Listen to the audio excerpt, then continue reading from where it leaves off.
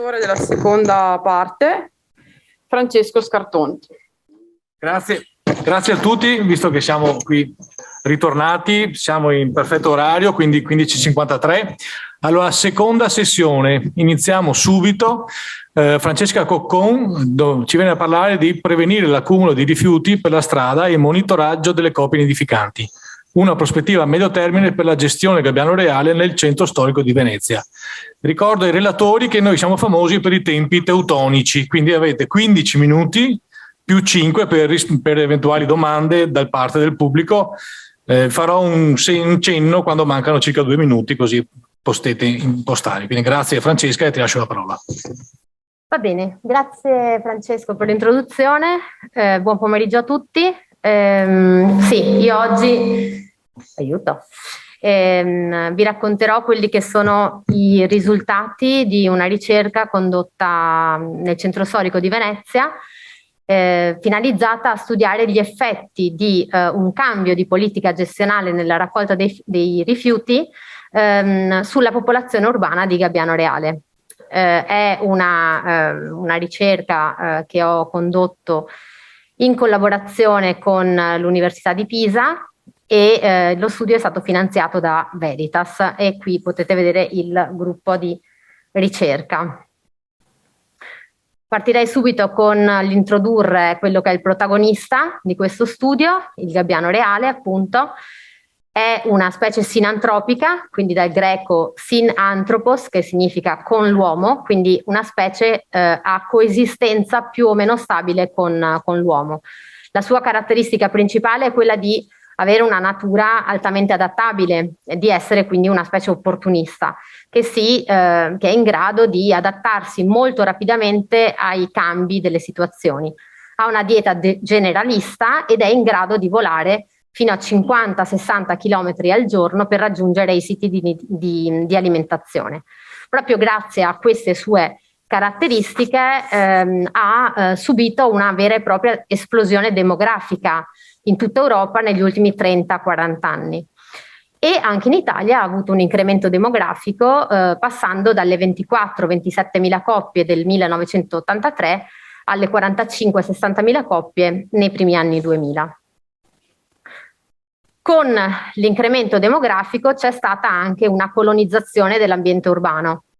I primi casi di gabbiani reali nidificanti in area urbana sono stati osservati nel Regno Unito negli anni 40 e in Italia il primo caso osservato è stato a Roma nel 1971.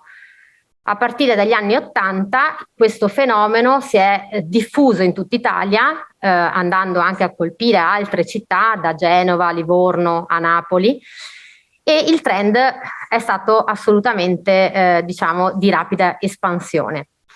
Per quanto concerne Venezia, i primi animali in atteggiamento riproduttivo sono stati osservati nei primi anni 2000 e nel 2005 è stato condotto il primo monitoraggio del gabbiano reale in centro storico a Venezia proprio dal professor Mainardi, che ci ospita qui oggi e ieri, e dalla collega Cecilia Soldatini. Quel monitoraggio, condotto nel 2005, ha rivelato la presenza di 24 coppie riproduttive. Ebbene, la situazione è nettamente, sensibilmente modificata da allora. La popolazione è aumentata in maniera drastica, come anche dimostrato dai dati del servizio di recupero della fauna selvatica effettuato per conto della provincia di Venezia, ora città metropolitana, che potete vedere qui, indicano un trend in netto aumento tra il 2009 e il 2016. Ovviamente con l'aumento demografico della specie in città si sono acuite tutta una serie di problematiche, come spesso descritto e presentato dai giornali, che lamentano tutta una serie di criticità, tra cui sicuramente il disturbo acustico, che è particolarmente fastidioso nel periodo riproduttivo, ma anche il conflitto con le attività commerciali. Vedete qui per esempio un gabbiano reale passeggiare allegramente tra i tavolini di uno dei caffè più esclusivi di Piazza San Marco, piuttosto che prelevare il pesce dai banconi del mercato di Rialto, piuttosto che la predazione su altre specie, che è particolarmente frequente, e sicuramente era molto molto evidente e molto fastidioso il prelievo e lo spargimento dei rifiuti. È proprio per contrastare questa situazione che aveva portato Venezia ad essere una sorta di discarica a cielo aperto che Veritas, che è la società che si occupa della raccolta e della gestione dei rifiuti nel territorio comunale, ha deciso di cambiare radicalmente il metodo di raccolta, e quindi a partire dall'ottobre 2016 si è passati da quello che era il metodo precedente, che prevedeva di lasciare i propri rifiuti fuori dall'abitazione o dal proprio esercizio in attesa che l'operatore ecologico passasse a ritirarli, alla consegna, al metodo attuale che prevede sostanzialmente che i rifiuti vengano consegnati direttamente agli operatori ecologici brevi mano, oppure autoconferiti nelle imbarcazioni di Veritas che sono dislocate in diverse aree della città. Più o meno in parallelo con questo cambio di raccolta dei rifiuti è stato anche avviato un piano di monitoraggio. Questo su incarico di Veritas, è stato voluto e finanziato da Veritas. Questo monitoraggio aveva due obiettivi principali. Da una parte intendeva indagare gli effetti della nuova politica sulla specie, e dall'altra intendeva aggiornare la stima di popolazione, in quanto appunto l'ultima disponibile risaliva al 2005, quindi uno, non era più realistica, e due, non era nemmeno più non era assolutamente utile ai fini gestionali. Quindi in una prima fase abbiamo iniziato il monitoraggio in soli 2 sestieri, nella fattispecie d'Orso Duro e Santa Croce, e poi nel 2018 il monitoraggio è stato esteso all'intera area urbana. Per il monitoraggio abbiamo utilizzato, innanzitutto il monitoraggio ha coinvolto 2 operatori, io e il collega Lucio Panzarin. Abbiamo effettuato i rilievi da punti alti, tra campanili, altane private e terrazze, scelte in maniera selezionata in modo da coprire sostanzialmente l'intero centro storico. La mappatura dei punti sopraelevati la vedete riportata qui. E nel corso del rilievo noi praticamente effettuavamo una ricognizione, un monitoraggio a 360 gradi attorno alla stazione e annotavamo tutti gli individui posati o che passavano dall'essere posati all'involo e viceversa. Ovviamente anche annotando se si era in presenza di coppie riproduttive, se si vedeva il nido o la presenza di pulli.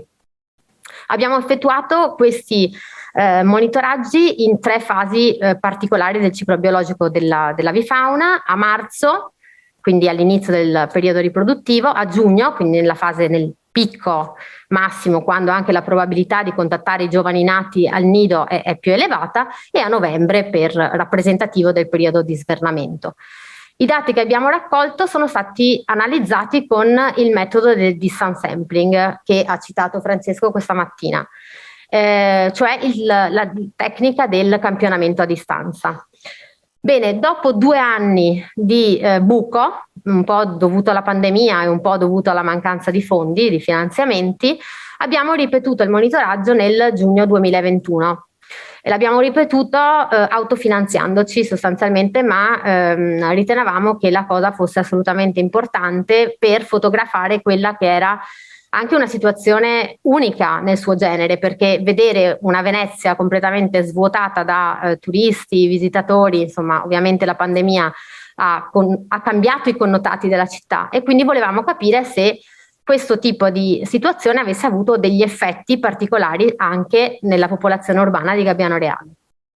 Ovviamente, lo preciso, la metodica di monitoraggio è rimasta assolutamente la stessa, quindi abbiamo utilizzato gli stessi punti, insomma tutto uguale, in modo da consentire la confrontabilità del dato.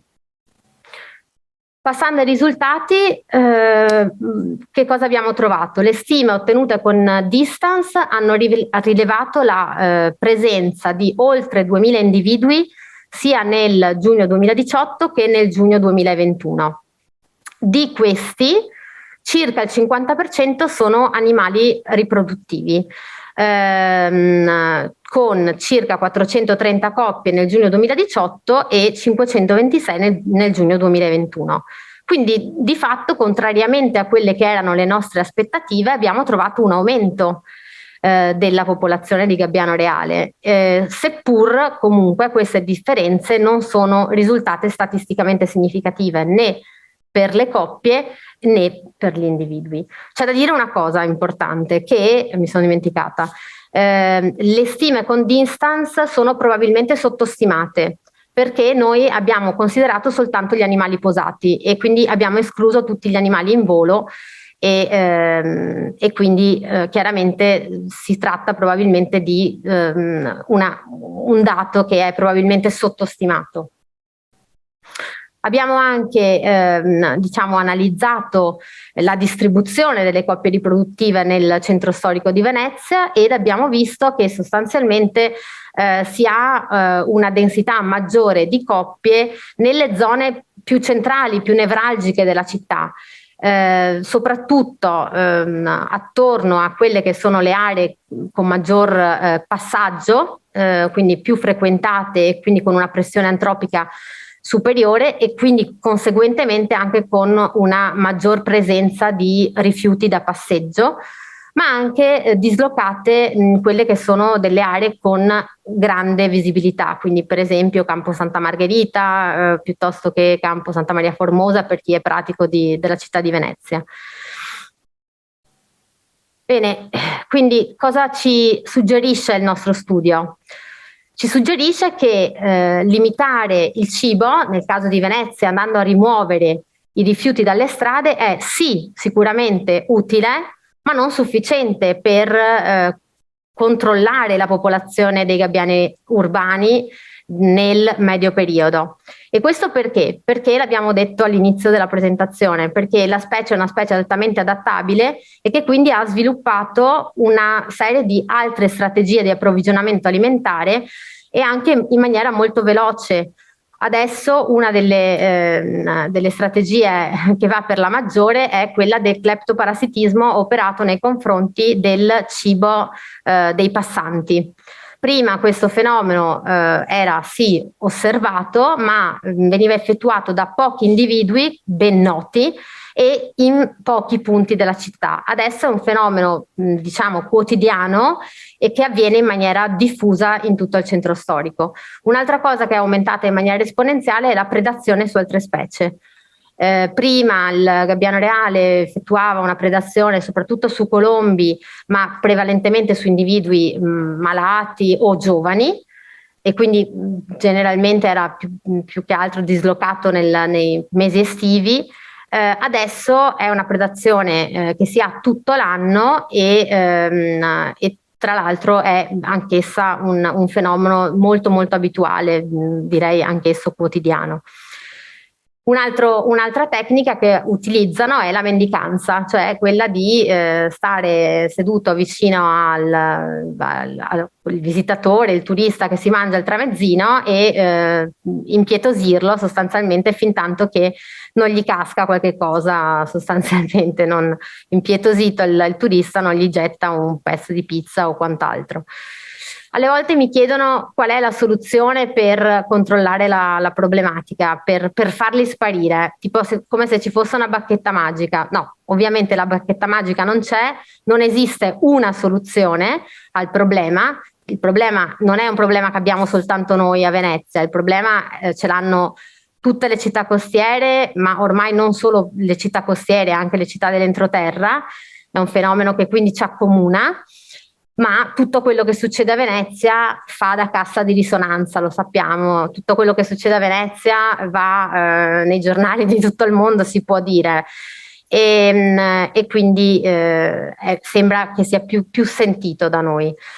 In realtà non c'è una soluzione, ma qualcosa si potrebbe fare, e quindi nel corso degli anni abbiamo presentato dei suggerimenti, insomma abbiamo proposto alcune azioni all'amministrazione comunale, che ci ha ascoltato ma che poi non è intervenuta di fatto.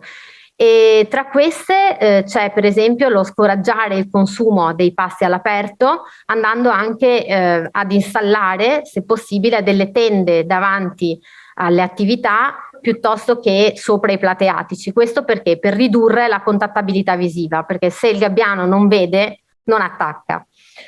Un'altra cosa che si potrebbe fare è la rimozione dei nidi, ovviamente previo parere favorevole di ISPRA, previa richiesta, eccetera, nelle aree urbane e aree suburbane, soprattutto nei siti ad alta densità. Cioè, un esempio è l'Isola delle Tresse, dove il collega Panzarin ha stimato nella stagione riproduttiva scorsa la presenza di circa 1600 coppie. L'Isola delle Tresse è qua fuori, insomma è veramente a un tiro di schioppo dal centro storico, quindi diciamo che è un numero considerevole e sarebbe forse qualcosina, si dovrebbe pensare di intervenire. Piuttosto che si potrebbero anche effettuare delle modifiche ambientali, quindi installare dei dissuasori meccanici anche in questo caso nei siti a maggior densità di coppie o negli edifici utilizzati dalla specie come posatoi. Alcuni di questi edifici sono dislocati nell'area del porto del Tronchetto, quindi anche lì sarebbero facilmente attuabili, ovviamente mettendosi d'accordo con la proprietà. Ovviamente tutto ciò associato a campagne educative e informative rivolte non solo ai cittadini ma anche ai visitatori e ai turisti che frequentano abitualmente Venezia. Quali sono le novità del nostro studio rispetto ad altri? Bene, che noi sappiamo, sino ad oggi non era mai stato utilizzato il distance sampling per monitorare la popolazione di gabbiano reale in area urbana.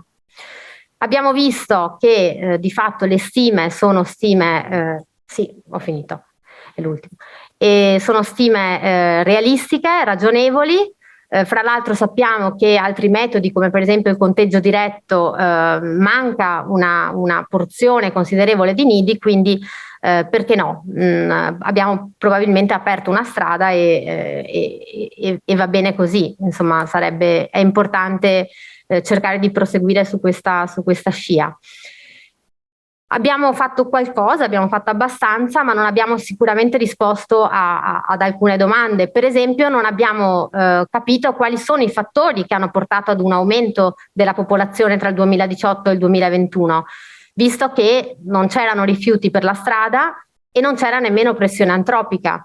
Quindi noi non abbiamo mai avuto modo di tracciare i movimenti dei gabbiani con GPS, quindi possiamo solo supporre che a seguito, a valle diciamo, della riduzione trofica in città, i gabbiani abbiano iniziato a sfruttare maggiormente la laguna e l'entroterra proprio per la ricerca di cibo.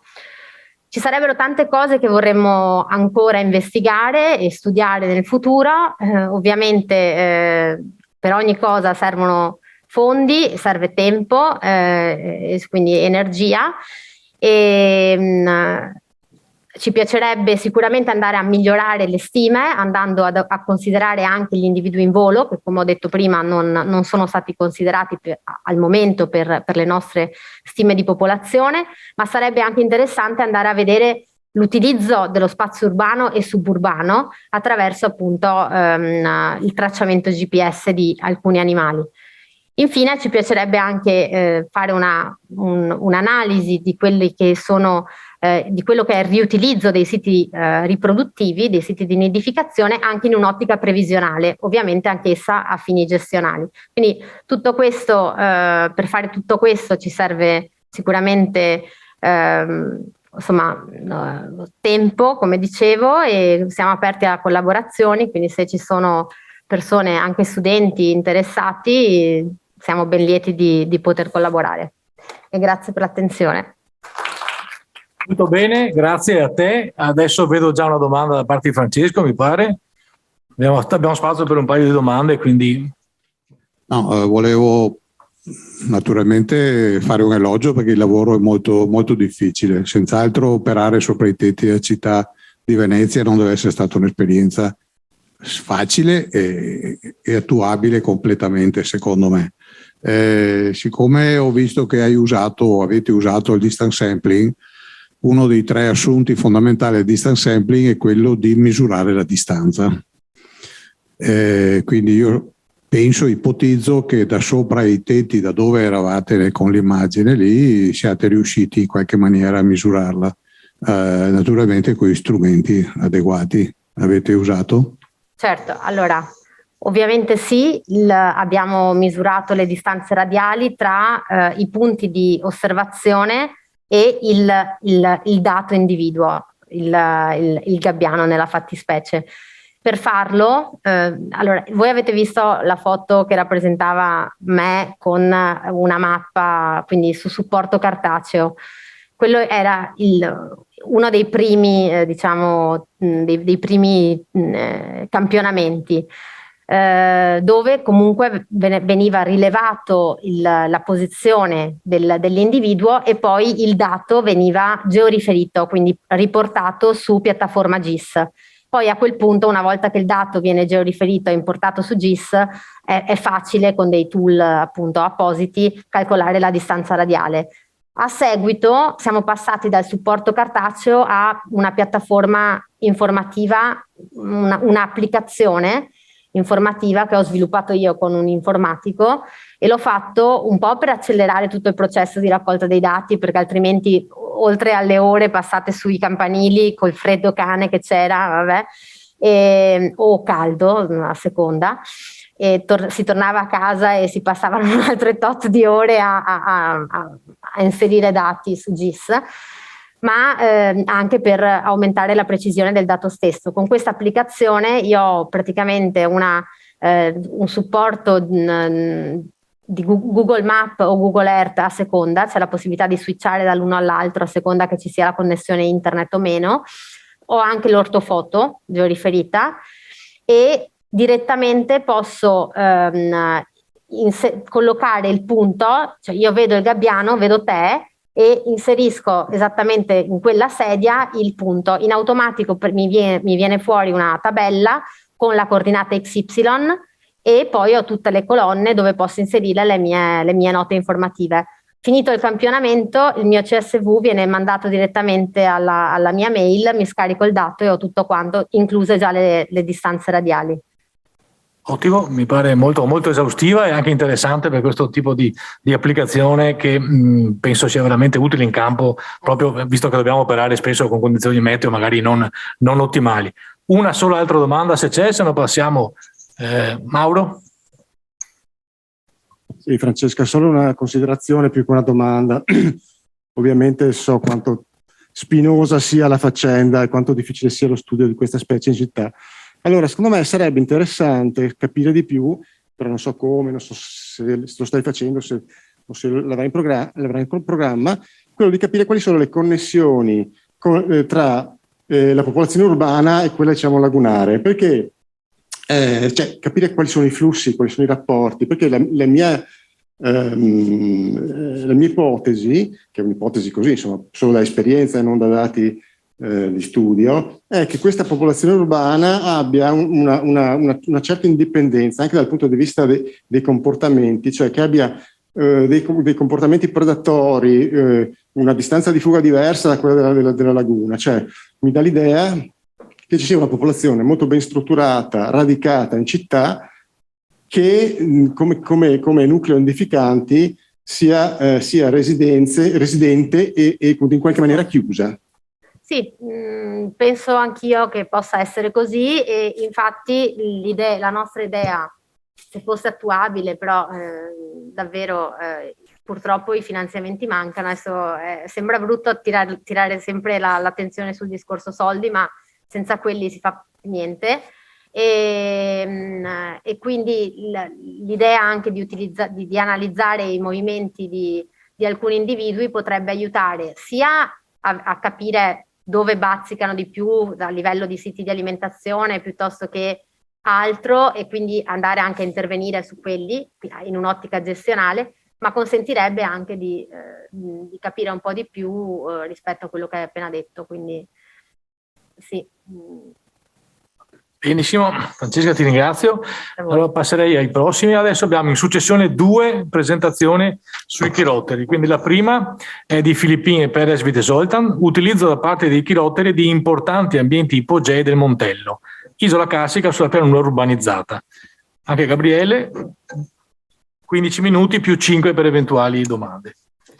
Allora, oggi presentiamo i primi risultati di una ricerca sulla chirotterofauna che stiamo conducendo sul Montello, iniziata nel 2019, e che però diciamo i risultati che vedrete oggi derivano dalle prime analisi dei dati che sono stati raccolti nel 2019, anche se anche in questo periodo ci stiamo lavorando e proprio in questi giorni stiamo facendo degli approfondimenti importanti per quanto riguarda la grotta Busa di Castelsotterra.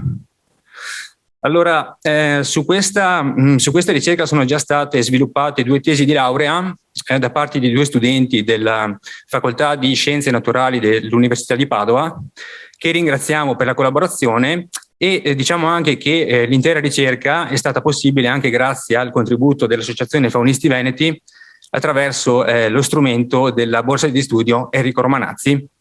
Quindi ringraziamo anche i faunisti veneti per l'opportunità. Allora, premetto che su certe cose dovrò andare via un po' veloce perché la presentazione è densa.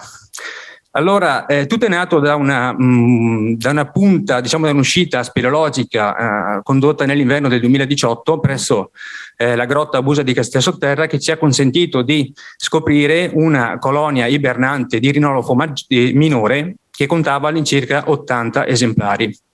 Per quelli che sono i nostri standard qui in Regione Veneto relativi alle popolazioni ibernanti in grotta, 80 esemplari è un numero, direi, molto importante, e questo ha fornito l'input per andare a fare uno studio sull'ecologia dei pipistrelli del Montello, con un focus appunto su quelli che sono gli ambienti ipogei, ma anche con gli ambienti di superficie che sono nelle immediate vicinanze dell'imboccatura delle diverse grotte. E come obiettivi c'è stato anche quello di cercare di capirci qualcosa di più su questa importante nuova colonia che era stata scoperta appunto nell'inverno 2018. Come metodi abbiamo fatto dei rilievi di tipo ambientale utilizzando sia registratori per ultrasuoni che telecamere all'infrarosso. Abbiamo fatto dei tentativi di cattura con reti MISNET nei pressi dell'imboccatura delle grotte. Abbiamo fatto dei censimenti diurni con conteggio all'interno delle grotte per poter, diciamo, avere una misura effettiva di quelle che erano le specie presenti e che conducevano alla fase di riposo diurno in grotta, e di avere dei conteggi, cioè delle dimensioni di popolazione. E per quanto riguarda la gran mole di dati acustici che sono stati ricavati, sono stati processati, diciamo, con questi metodi statistici. Per quanto riguarda le tempistiche, ho già detto, tutto è partito nel 2019 e i risultati di oggi sono relativi ai dati raccolti nei mesi di giugno, luglio, agosto, settembre e ottobre del 2019. Durante questi mesi abbiamo fatto delle uscite mensili di 3 giorni e 3 notti complessivi. Allora, qui è rappresentato il motivo per cui noi abbiamo definito il Montello isola carsica sulla pianura urbanizzata. Infatti si può vedere che nel territorio di pianura l'occorrenza delle grotte è praticamente nulla, si tratta di questi puntini rossi naturalmente, mentre il territorio del Montello, che è questo qui, è fortemente carsificato. Penso che sappiate tutti che il Montello è un grande blocco di conglomerato che si erge sulla pianura trevigiana. Queste sono le grotte che sono state selezionate per la raccolta dei dati. Abbiamo 3 grotte sulla parte alta che sono queste qui, che sono quelle che sono disposte sul limitare del Montello e sono a diretto contatto, diciamo, con l'asta del Piave, e ce ne sono altre 3, queste qui che sulla parte bassa, che invece sono, diciamo, grotte che possiamo, che praticamente si trovano più sull'entroterra, sulla parte interna del Montello. A ogni grotta è assegnata diciamo, l'ambiente di superficie che le è caratteristico. Per esempio abbiamo un ambiente umido di tipo canale qui, abbiamo il vigneto che si trova al di fuori della grotta della Petena, ambiente di prato, un ambiente di stagno e il bosco che è l'ambiente esterno alla grotta Busa di Castel Sotterra. Vedete che le grotte che sono circondate da questo riquadro viola sono quelle dove sono stati fatti i tentativi di cattura. Per quanto riguarda il Tavarangrando non è riportato l'ambiente esterno che sarebbe l'ambiente ripariale in quanto non è stato ancora analizzato. Un piccolo excursus sulle grotte. Questa è la principale grotta Busa di Castel Sotterra. Si tratta di una delle maggiori grotte in conglomerato a livello mondiale. Una grotta ad andamento suborizzontale disposta su 3 livelli che ha un andamento labirintico per uno sviluppo di circa 7 km. Busa delle Fratte, anche questa grotta suborizzontale con lo sviluppo di circa 1100 metri.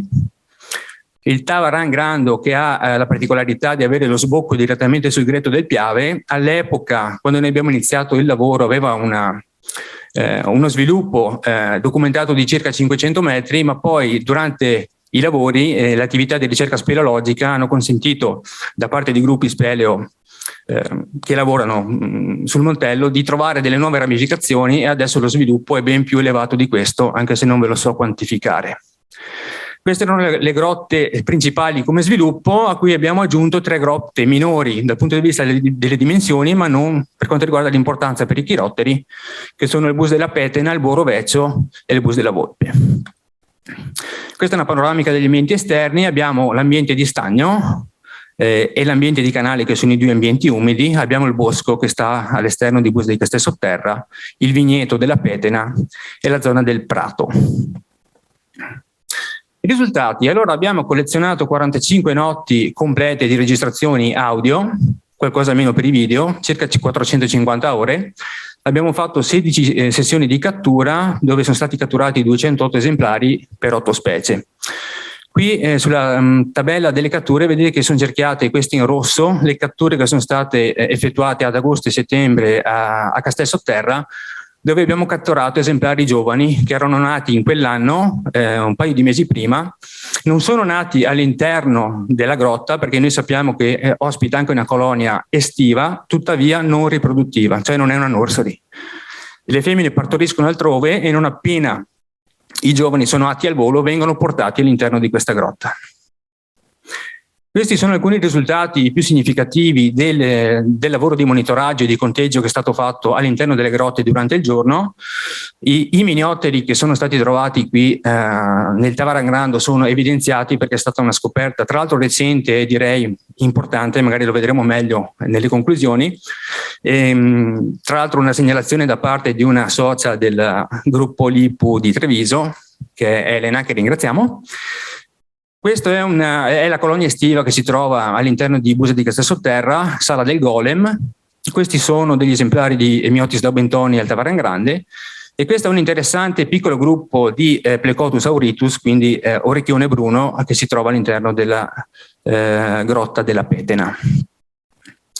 Allora, per quanto riguarda l'analisi dei dati acustici che ci consentono di ricavare i livelli di attività delle diverse specie nei diversi ambienti, perché noi non lavoriamo con indici di abbondanza, popolazione e quant'altro, noi quando lavoriamo con la bioacustica ricaviamo dei livelli di attività. In questi grafici abbiamo disposto l'attività complessiva di tutte le specie considerate nel complesso suddivise per i periodi di campionamento, cioè i vari mesi che sono disposti qui in basso.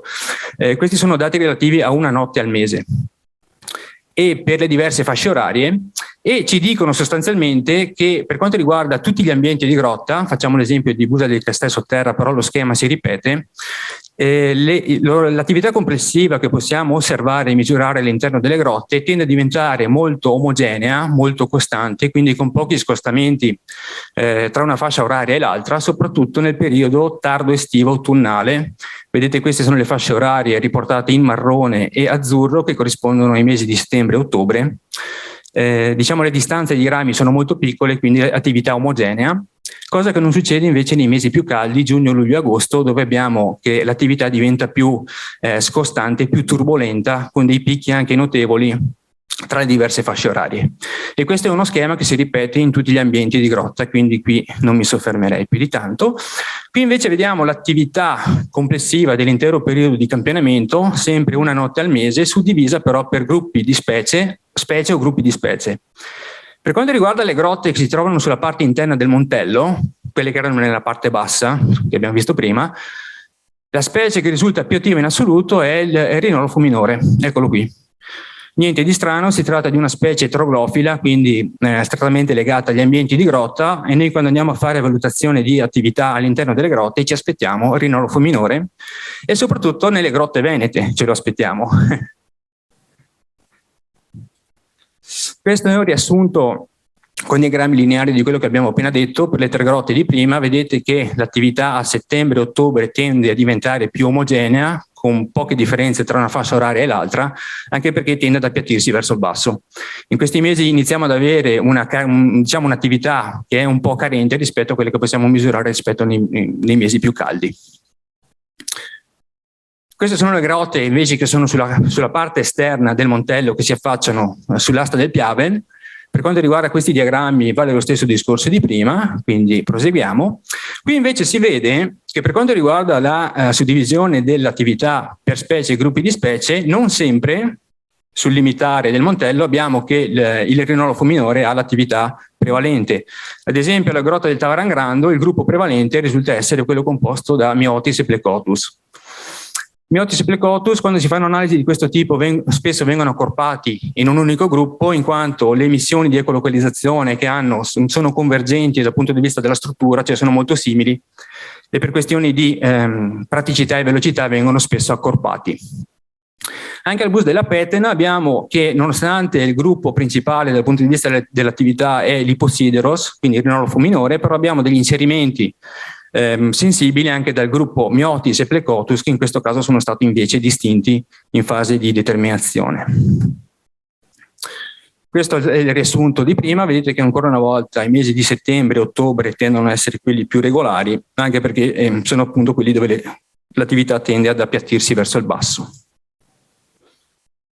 Per quanto riguarda gli ambienti esterni, dicendolo in breve, qui non si vede la stessa demarcazione. Allora, intanto qui sono stati analizzati 3 mesi anziché i 5 di prima, e in ogni caso non è possibile vedere una demarcazione netta tra periodi in cui l'attività diventa più variata oppure più uniforme. Diciamo che la situazione è più rimescolata. Qualcosa si può dire sull'ambiente di stagno, forse, che mostra le fasce orarie relative a settembre che sono un po' più ravvicinate, però in generale non è così netto. Una cosa che invece si vede molto bene andando a vedere i gruppi di specie più attivi è che qua la situazione si ribalta completamente, in quanto il gruppo più attivo in assoluto in maniera incondizionata risulta essere quello di Pipistrellus miniopterus. Anche in questo caso generi diversi, addirittura famiglie diverse, che però sono convergenti dal punto di vista delle caratteristiche di ecolocalizzazione e per comodità vengono accorpate. Una cosa che si può notare nel caso dell'ambiente canale, dove sì, il gruppo Pipistrellus miniopterus è quello che è in assoluto più attivo, però abbiamo un inserimento sensibile anche dal gruppo Myotis plecotus. Questo deriva sia dal fatto che ci siamo accorti che le vie fluviali del Montello, sia il greto del fiume Piave, ma anche i diversi canali che scorrono nell'entroterra, fungono da vie di comunicazione, da vie di transito per gli spostamenti di pipistrelli, quindi passano di là e mettendo i registratori lì misuriamo attività, e anche perché il gruppo, diciamo questo è un ambiente umido che risulta idoneo all'attività di foraggiamento, soprattutto da parte di Myotis dauwentoni, una specie di pipistrello cosiddetto d'acqua, e molto probabilmente questa grande attività si deve alla sua attività di foraggiamento. E vedete che lo stesso schema, lo stesso gruppo è prevalente in tutti gli ambienti esterni. Ancora un riassunto grafico con i diagrammi lineari. Vedete che qui la situazione è meno netta, Dicevamo che forse lo stagno poteva avere il fine stagione, il mese di settembre un po' più regolare, infatti è così, forse anche il bosco, ma in generale non è una regola così netta come succedeva per gli ambienti di grotta. Conclusioni. Allora, per il momento abbiamo individuato almeno 15 specie. Vi dicevo che i lavori sono in progress e i dati sono in fase ancora di analisi. Comunque per il momento abbiamo 15 specie. Per quanto riguarda le modalità dell'attività delle diverse specie abbiamo già detto. Possiamo dire ancora di interessante che nelle grotte dell'entroterra abbiamo una netta prevalenza da parte di rinolofo minore, mentre per quelle che si trovano sulla fascia esterna la situazione è un attimo diversificata. Abbiamo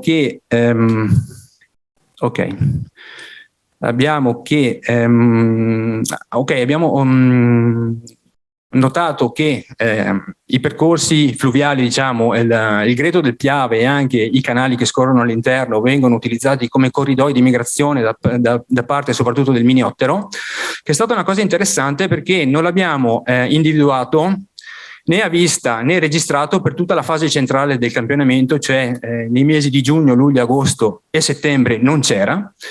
Abbiamo iniziato a registrare qualcosa nei pressi del Tabarangrando e dell'ambiente di canale a partire da ottobre del 2019 e, come vi dicevo prima, è stato individuato a vista quest'anno all'interno della grotta Tabarangrando circa un mese fa, il mese di marzo. Questo ci fa pensare che sia una specie che utilizzi il Montello solamente come sito di transito nei suoi spostamenti, diciamo, tra i quartieri estivi e quelli invernali e viceversa.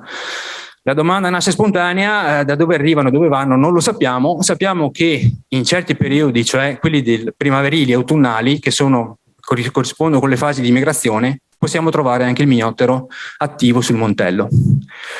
Abbiamo visto che è assolutamente fondamentale per la conservazione del rinolofo minore la grotta di Busa di Castelsotterra, in quanto ospita sia un'importante colonia di ibernazione, ma anche una colonia estiva che può ospitare generalmente un centinaio di esemplari, anche se abbiamo detto che non è propriamente riproduttiva.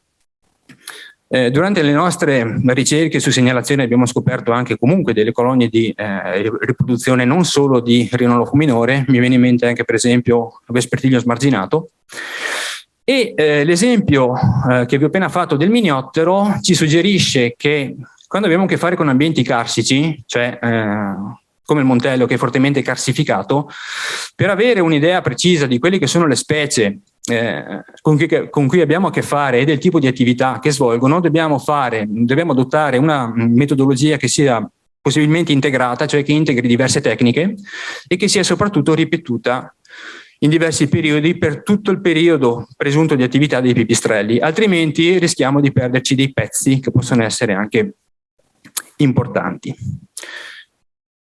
Ci sono stato nei tempi? Vi ringrazio. Ottimo Gabriele, grazie per essere stato nei tempi e per la chiarezza espositiva. Quindi un paio di domande, una o due domande da parte. Francesco? E dopo anche Gilberto mi pare. No? Una domanda molto semplice. Hai parlato di Castelsotterra e quindi hai rievocato le mie... Ricordi? Hai rievocato le mie esplorazioni giovanili a 20 anni. Ricordo che Castelsotterra aveva all'entrata un enorme cumulo di guano, ma pochissimi pipistrelli, circa 50 anni fa. Poi c'era una schiena d'asino e mi ricordo un pozzo di circa una ventina di metri. I pipistrelli li avete trovati solamente all'entrata o avete fatto anche il percorso interno?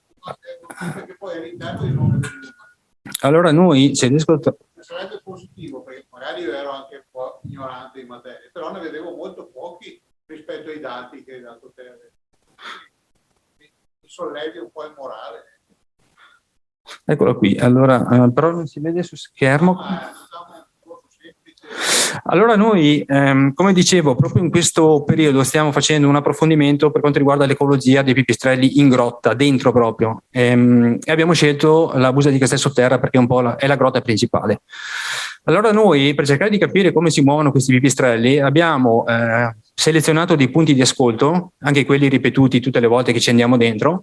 Posizioniamo dai 12 ai 14 registratori dall'entrata, quindi dalla sala San Candi, fino alla sala del golem.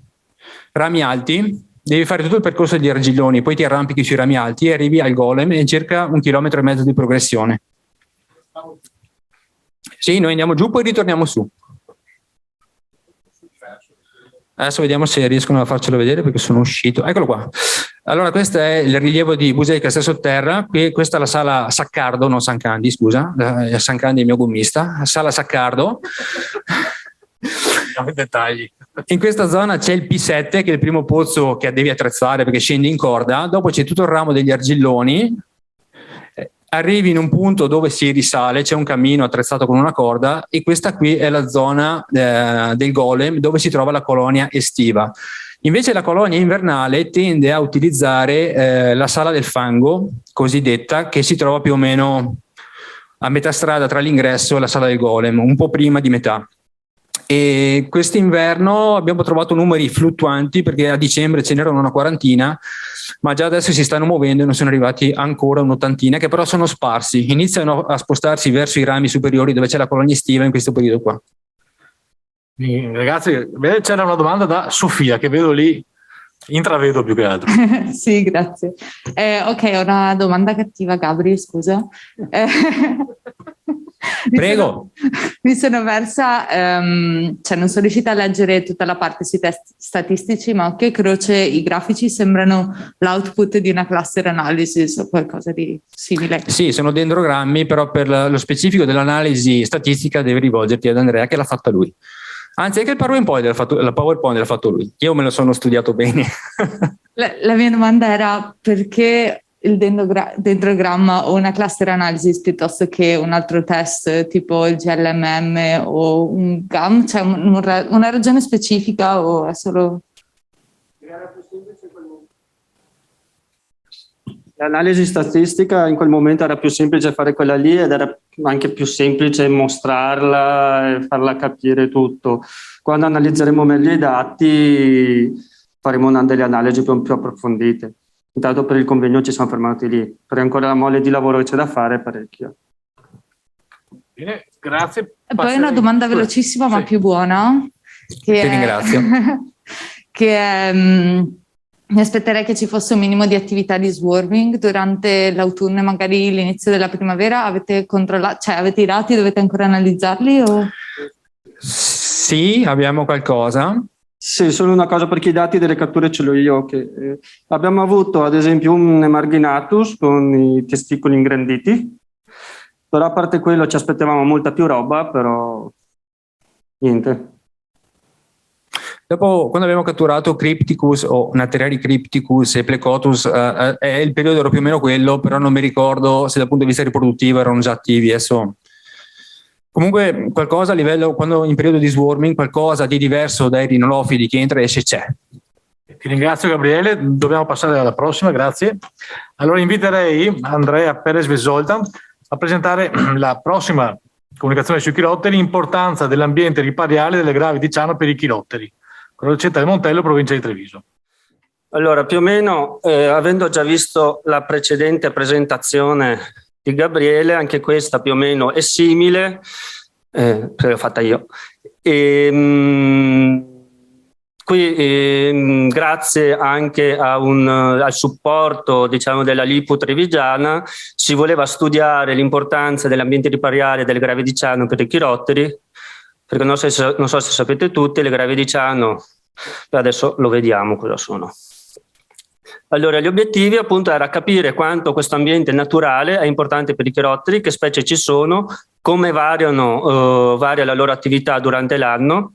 All'inizio doveva essere naturalmente un piccolo monitoraggio, tanto per capire appunto l'importanza naturalistica non solo per i chirotteri ma anche per altri animali. Un po' alla volta, monitorando, ci è venuta voglia di fare un monitoraggio annuale, quindi per tutti i mesi, e non concentrarsi solamente nel periodo estivo di massima attività. I metodi sono quelli, diciamo, standard che si usano per i pipistrelli, punti di ascolto con bad detector in impostazione automatica, e poi la suddivisione, come anche ha detto prima Gabriele, l'abbiamo fatta per essere più veloci, avere già dei primi dati da esporre e già avere qualcosa. È stata fatta per gruppi, per tipologia di impulsi. In questo caso abbiamo suddiviso in 4 gruppi: il gruppo degli impulsi diciamo sotto ai 30 kHz, cioè il gruppo delle nottole, dei sirotini, specie che volano in spazi aperti sopra la chioma degli alberi, quindi un po' distanti dalla vegetazione; il gruppo degli impulsi sopra ai 30 kHz, cioè il gruppo dei Pipistrellus in senso latus, Pipistrellus ipsugo e Mignottero, a parte il Mignottero, che sono pipistrelli che volano a distanze non troppo distanti né troppo vicini alla vegetazione, ma abbastanza sotto alla chioma degli alberi o in prossimità della chioma degli alberi. Poi i gruppi di impulsi cosiddetti FM, quelli di Myotis, pipistrelli che cacciano proprio anche lì tra le Myotis e Plecotus, che cacciano molto più vicini alla vegetazione o anche a livello del suolo erboso e anche all'interno della chioma degli alberi. E poi gli impulsi di tipo FM, che sono i rinolofidi, pipistrelli che hanno ultrasuoni che viaggiano nello spazio molto poco, molto precisi, anche questi che cacciano vicino alla vegetazione. Abbiamo fatto uscite, sono state analizzate almeno 3 notti consecutive per ogni mese, per tutti i 12 mesi dell'anno. Le ultime uscite sono state fatte adesso a marzo, e in questo convegno portiamo per l'analisi di 4 mesi, 2 mesi invernali e 2 mesi estivi. Il bad detector, la costruzione che noi abbiamo e che utilizziamo, creata appunto da Gabriele, ci permette di posizionare i nostri microfoni in tranquillità in cima a un albero senza rischio che vengano rubati o prelevati da qualcun altro. Anche antipioggia, hanno superato anche numerosi acquazzoni e temporali estivi. Allora, il Montello, le Grave di Ciano, perché sono importanti? Perché è una zona naturalistica circondata da una zona urbanizzata, rurale o suburbanizzata, con moltissimi... Si vede il coso? Sì. Con moltissimi campi nei dintorni. E di vicino c'è il Montello che abbiamo appena visto. Sono situati di fianco al fiume Piave, che è, come si diceva anche prima, probabilmente un corridoio di migrazione. E all'interno delle Grave di Ciano ci sono 2 aree Natura 2000, e purtroppo questo lavoro perché è partito grazie anche all'appoggio della LIPU trevigiana, perché non so se tutti lo sanno, vogliono fare delle casse di espansione, che secondo il progetto, almeno quello che ho visto e che mi è stato detto, praticamente scavare, cementificare, cioè rovinare questo paesaggio così naturale, che è molto interessante anche dal punto di vista naturalistico, non solo come vedremo per i pipistrelli, ma anche per altri animali, perché sono stati trovati anfibi, rettili, uccelli, delle orchidee. Il lavoro sulle orchidee, la vegetazione è già stato anche pubblicato, e qui fuori avete potuto vedere i poster riguardo agli uccelli e gli anfibi e rettili delle Grave di Ciano. Allora, alle Grave abbiamo scelto 4 punti d'ascolto. Alcuni, il punto d'ascolto che si chiama Grave, quello tipico, poi abbiamo 2 punti d'ascolto umidi, stagno e foscolo anche di grotta, e poi abbiamo il Pindolo. Entrando nello specifico, qui si possono vedere le 3 foto sopra, è il punto d'ascolto stagno fatto durante i 3 periodi dell'anno, anche durante l'inverno c'era sempre acqua, e è un piccolo stagnetto solamente, e poi vedremo cosa è successo a luglio che era senza acqua. Ma generalmente c'è sempre. Un punto d'ascolto grave è un punto d'ascolto con tipo prati aridi, vegetazione arbustiva e qualche albero.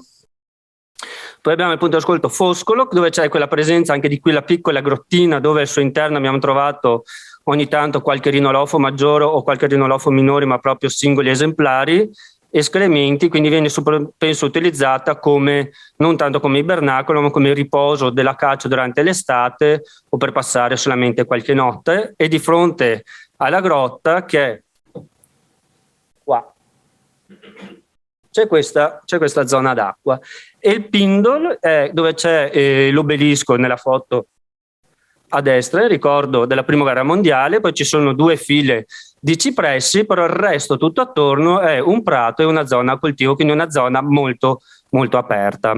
Io mi sono detto le prime volte quando abbiamo messo il microfono con la Elena, Gabriele e gli altri della Lipo sono venuti, ho detto, secondo me qua non vola niente, ci sono solo dei cipressi e prato. Invece i risultati sono stati diversi.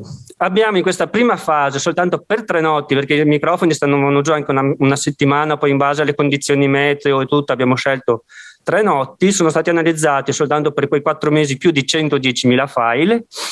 I file sono fatti, il detector, il microfono funziona in automatico, lui quando percepisce o un ultrasuono, un rumore sopra una certa soglia di trigger, parte e ci fa file di 5 secondi. Quindi quando io ho degli impulsi di pipistrello all'interno del file di 5 secondi, per me quella è un'unità di campionamento 1, poi suddiviso in base ai vari gruppi di ultrasuoni e di gruppi di pipistrelli. Abbiamo avuto, per dirla brevemente, a dicembre solamente 3 passaggi, 2 passaggi di rinolofide e un passaggio di un pipistrellus, alcuni passaggi a febbraio, e in tutto abbiamo contattato 6 specie. Le 2 tabelle sotto ci mostrano la temperatura media durante le 3 notti, il 9, il 10, l'11 dicembre, il 24, 25 e 26 febbraio. Come si vede, a febbraio le notti sono leggermente più calde rispetto a dicembre, e soprattutto a febbraio abbiamo la seconda e la terza notte più calde. Questo sì, lo possiamo vedere anche nei risultati in questi semplici diagrammi, dove si vede che i pochi passaggi di febbraio avvengono proprio nelle 2 notti più calde, dove c'è la temperatura sopra ai 5, 6, 7 gradi, e soprattutto all'inizio della notte, quindi nel momenti più caldi, perché poi la temperatura si abbassava. Abbiamo avuto dei passaggi del gruppo del Pipistrellus presso lo stagno e il foslo, cioè presso le 2 zone d'acqua, e dei passaggi di nottole a Pindol e sulle grave. Analizzando invece in modo più approfondito le registrazioni di maggio, si può notare come nella zona di prato arido, delle grave di prato arido, cespugli e alberi, abbiamo una netta presenza, una maggior presenza anche statisticamente importante, del gruppo dei Pipistrellus, mentre negli altri ambienti abbiamo sia il Pipistrellus sia il gruppo dei Myotis plecotus. Una cosa interessante è al Pindol, dove ci sono queste 2 file di cipressi che partono dall'obelisco e vanno verso il Piave, perché dopo c'è una fila di alberi e poi c'è subito il Piave che scorre, che abbiamo trovato i rinolofidi, e anche, che è molto interessante perché devono superare la zona di prato che avete visto nella foto precedente tutto attorno, oppure i rinolofidi scendono dal montello, seguono il Piave e arrivano nella zona delle gravi in caccia, però li abbiamo trovati quasi solo nella zona del Pindol, non negli altri punti di ascolto. E in più abbiamo anche i passaggi, attività del gruppo delle nottili di Vespertiglio, che non mi stupisce essendo tutta una zona aperta a prato e quindi adatta per il loro foraggiamento, per i loro passaggi o cacce e foraggiamento. Nelle zone di stagno e di foscolo, quindi nelle zone un po' più chiuse con acqua, abbiamo sia il gruppo di Pipistrellus e il gruppo dei Myotis. Lavorazione di presenza, i dendrogrammi sotto mostrano la lavorazione oraria durante le 3 notti, durante il periodo di campionamento. Si vede, mostra, a parte una piccola eccezione nel dendrogramma in basso a sinistra, la prima notte i numeretti in nero, alcune ore, il resto della notte l'attività è molto diversificata, come si può vedere in questi diagrammetti riassuntivi, dove si vede che l'andamento varia durante le varie ore della notte. Si può notare però una cosa fondamentale, che il gruppo dei Pipistrellus, i punti in arancione, vengono fuori in tutti i punti d'ascolto verso la parte centrale della notte o verso la mattina, quindi vuol dire che non hanno dei rifugi in prossimità delle grave, ma devono arrivare in caccia. Probabilmente prima foraggiano in altri ambienti, nei dintorni delle grave o anche all'interno delle grave, ma che noi non abbiamo monitorato, e arrivano dopo.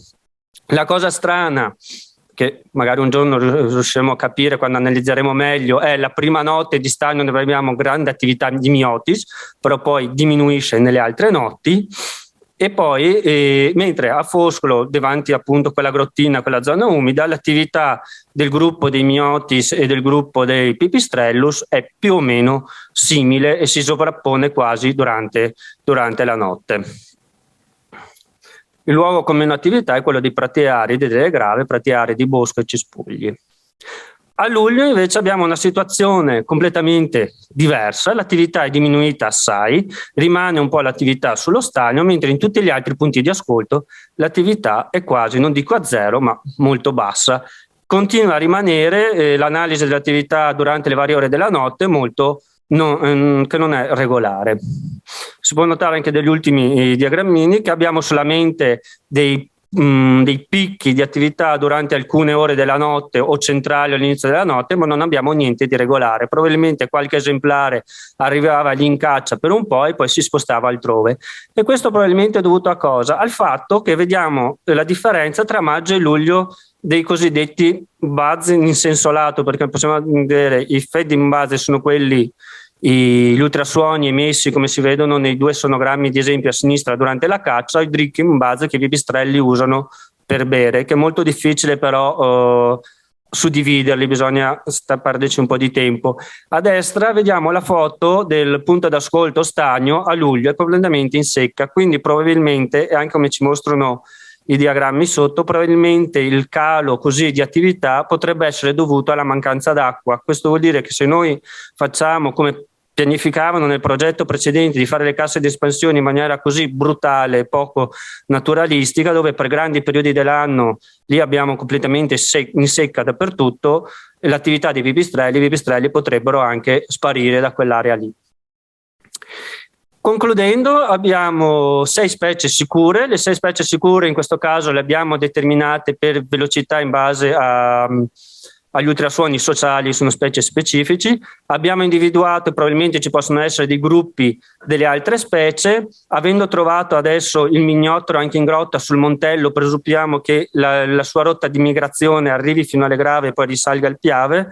Collegandomi al discorso prima di Gabriele, l'unica cosa che ancora non sappiamo, partendo dal Montello verso il mare dove ci sono delle colonie estive, potrebbero poi girare verso sinistra e andare in Friuli, perché verso destra, scendendo lungo il Piave, non c'è nessuna colonia di mignottero, perché le colonie più vicine, almeno che io conosco, sono sui Colli Berrici e sui Lessini, e andando verso il nord, il Piave e la Val Belluna, anche lì non saprei come mai. Quindi il mignottero è un po' un enigma che cercheremo di scoprire nei prossimi anni.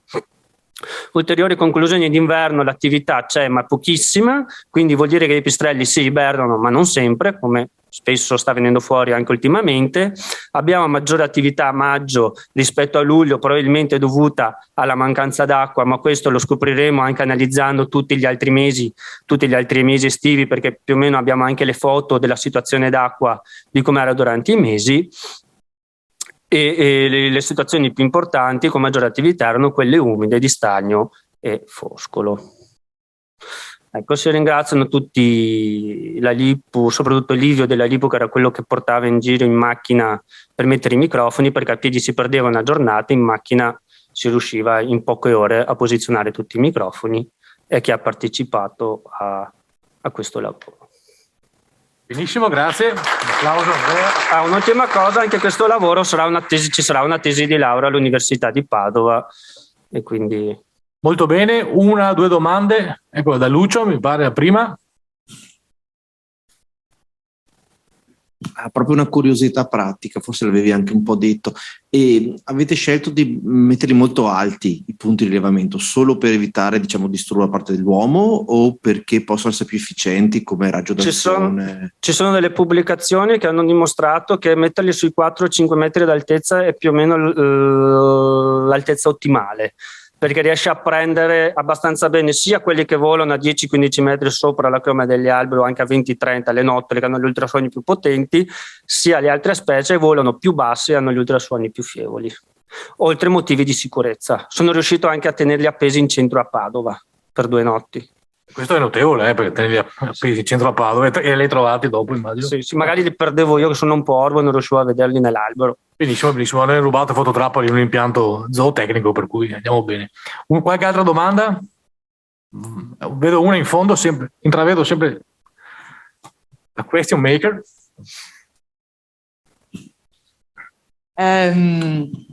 Mi chiedevo se hai detto che c'è stato qualcuno che ha lavorato anche sulle orchidee, sugli uccelli anfibi e rettili, no? Considerato che il picco dei pipistrellus sembra essere ben dopo l'inizio della sera, più verso la parte centrale della notte e la mattina, potrebbe essere che il calo d'acqua sia anche legato ad un calo di insetti in volo legati agli ambienti umidi e quindi ad una palese mancanza di cibo? Avete provato anche a stimare l'abbondanza di insetti e come sono legati alle diverse specie? No, perché il lavoro è fatto tutto su base volontaria e spesso trovare i volontari per certi lavori ripetuti nel tempo non è sempre così facile. Però visti i primi risultati anche così interessanti, lo dico ai miei collaboratori, sono lassù, ci si potrà pensare per quest'estate.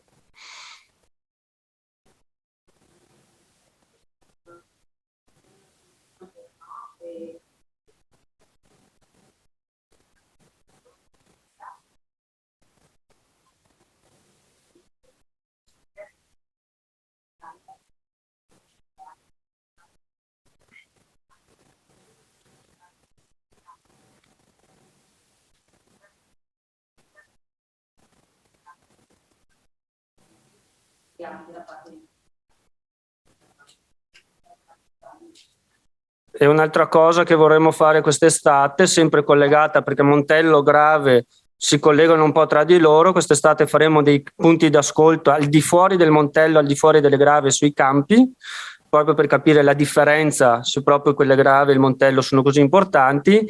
E poi anche è stato segnalato che sul Montello, dove abbiamo registrato durante il progetto del Montello, dove c'erano gli alberi, hanno tagliato quasi tutto, e quindi vorremmo un po' ritornare anche a registrare lì per vedere proprio l'ingerenza umana, quanto potrebbe disturbare i pipistrelli. Va bene, ti ringrazio Andrea ancora. Allora siamo in perfetto orario, un applauso per Andrea. Va bene, aspettiamo solo un minuto che stanno ancora rientrando i partecipanti e poi darei subito la parola a Luca Zanchettin che presenta un contributo a nome di numerosi autori. Abbiamo una comunicazione a titolo fototrappolaggio di specie neoinsediate, Canis lupus, Canis aureus ed elusive, Felis silvestris, Mustela putorius in Cansiglio e aree con termini tra 2019 e 2022. Quindi grazie Luca, ti pregherei di cominciare. Hai un quarto d'ora più 5 minuti per le domande. Bene. Allora, lo studio inizia da un contesto che è l'arrivo del lupo in Cansiglio per la sua naturale dispersione,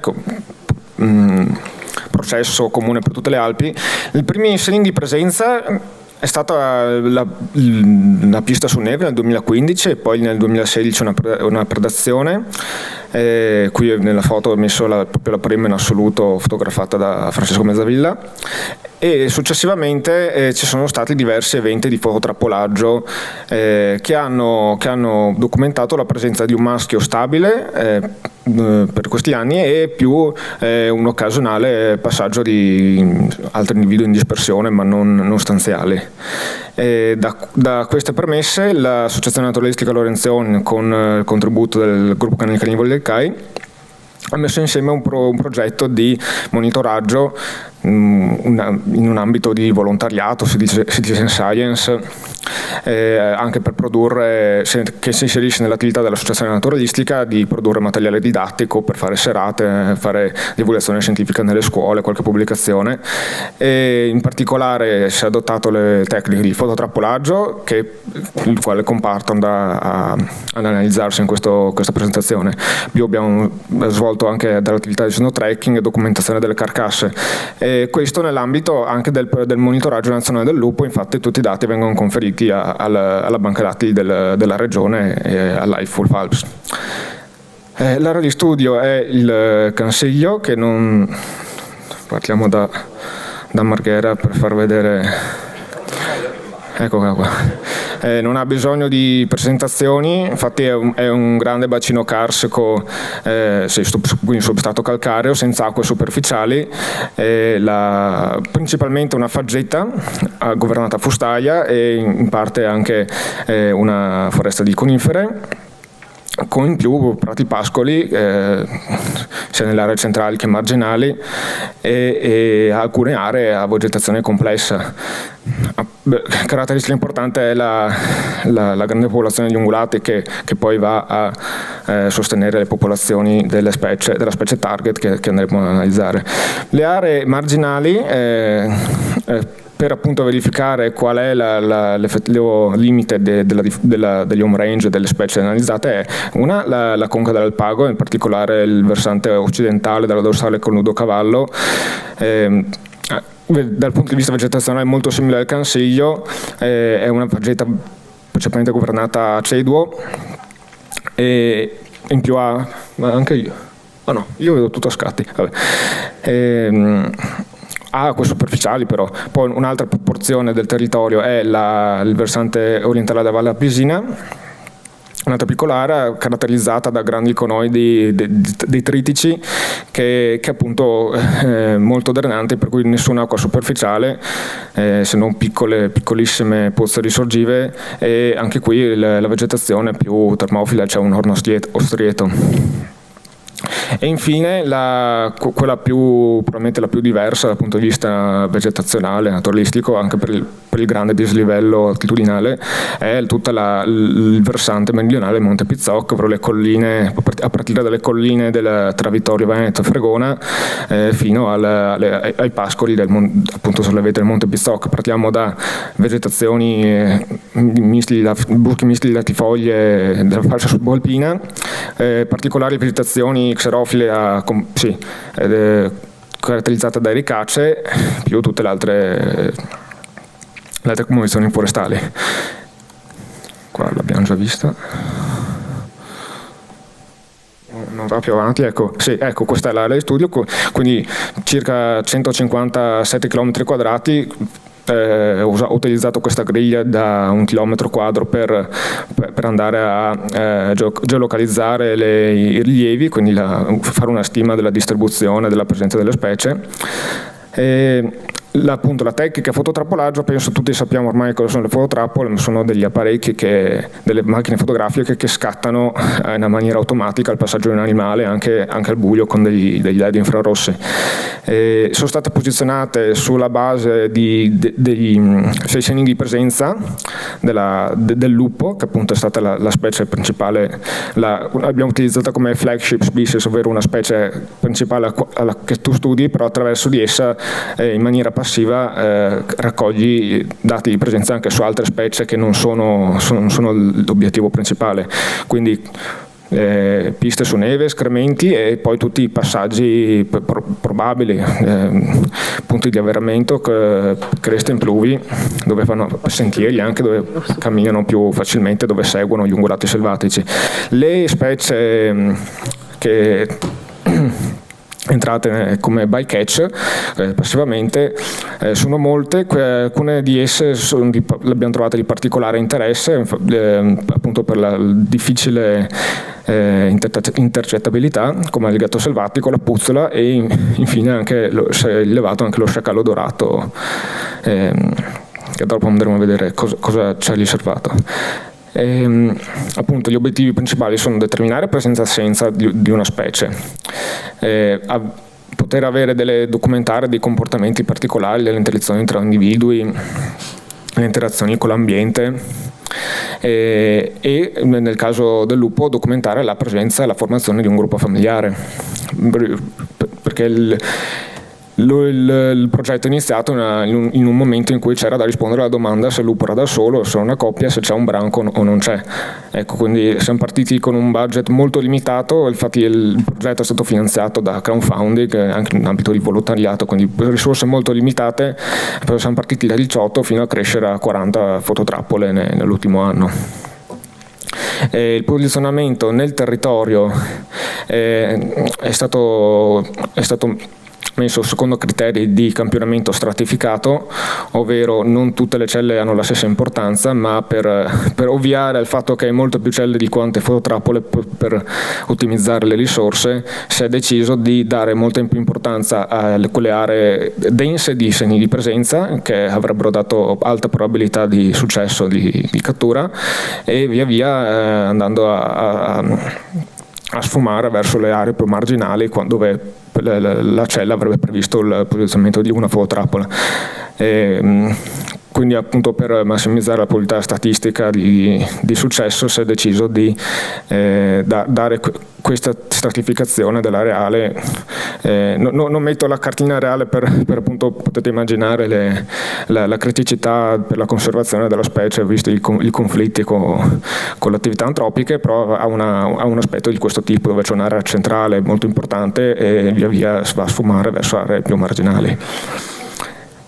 Allora, per quanto riguarda il lupo in Cansiglio, si è documentata la formazione della coppia e del branco nel 2019 e delle successive riproduzioni nel 2020 e 2021, per un totale di 115 catture indipendenti. Indipendenti vuol dire dentro una stessa mezz'ora, quindi più video consecutivi è considerata come una cattura.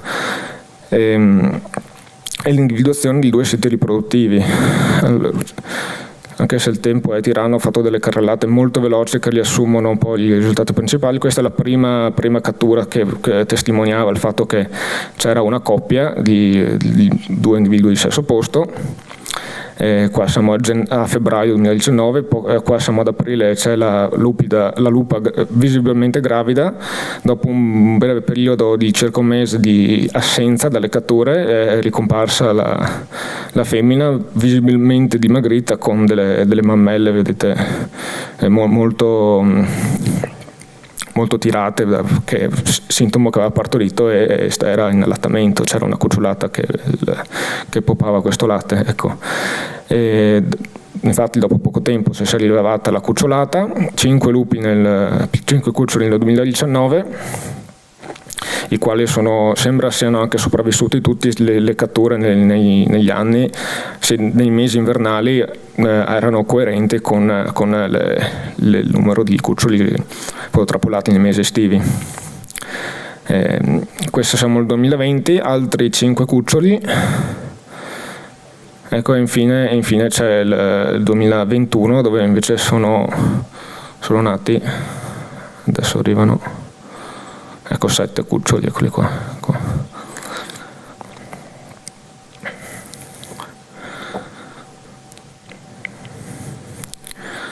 Ecco, se guardano un po' intorno poi scappano via, ecco.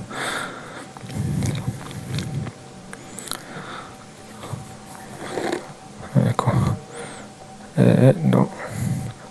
Ecco, poi una ripresa rilevante è questa nel settembre 2021, dove ci sono 12 individui in un singolo video, quindi questo a testimonianza che comunque c'è una mortalità molto bassa e un tasso di dispersione basso, anche perché vuol dire che oltre alla coppia alfa e la cucciolata dell'anno in corso c'è i subadulti dell'anno precedente tendono a restare nell'home range di nascita a lungo. Questo l'abbiamo già visto. Ecco, anche i siti riproduttivi sono stati possibili da individuare grazie alla triangolazione delle catture della femmina nei mesi di maggio e giugno 2019, dove con un buffer di 400 metri dalle fototrappole posizionate, quelle in blu sono quelle che hanno catturato la femmina, quelle rosa sono quelle che erano sul campo ma non l'hanno catturata. Un buffer di 400 metri ha portato una stima di un possibile area di rendezvous, e la tana, quando è stata trovata in rosso, testimonia che questo tipo di approccio porta alla un'individuazione abbastanza precisa del sito di rendezvous, il sito riproduttivo. Questa è la foto della tana utilizzata nel 2019. Ecco, poi in Alpago è stata fatta È stato fatto dello scouting a partire dal 2021 in seguito alle segnalazioni dei cittadini che ha portato alla fine alla conferma di una prima cucciolata nata nel 2021 di 5 cuccioli. Eccoli qui, e qui sono qua a novembre adulti, anche qua sembra che siano sopravvissuti tutti da quelli fototrappolati nei mesi estivi. Quindi questo è stato importante per noi, perché avendo 2 cucciolate contemporaneamente a 15 km di distanza testimonia che non è un solo branco con un grande home range, ma sono 2 distinti, 2 branchi ben distinti. Ecco qua. Fa fatica ad andare avanti. Eccolo. Ecco, ora passiamo alle specie per bycatch. Il gatto selvatico è stato rilevato in Cansiglio e anche in Alpago e Valle Pisina. Purtroppo noi avendo un budget limitato, gli apparecchi sono di bassa categoria, per cui il riconoscimento individuale è molto difficile, quindi è difficile fare una stima della popolazione, distinguere bene maschi e femmine, però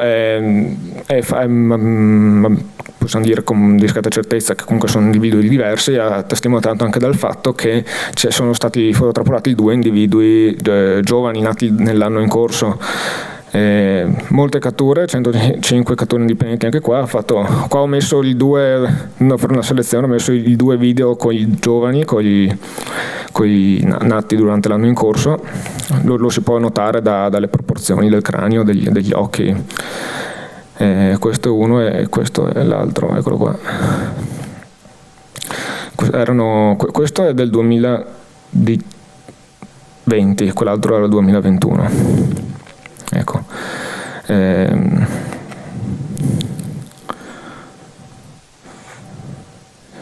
Eccolo qua.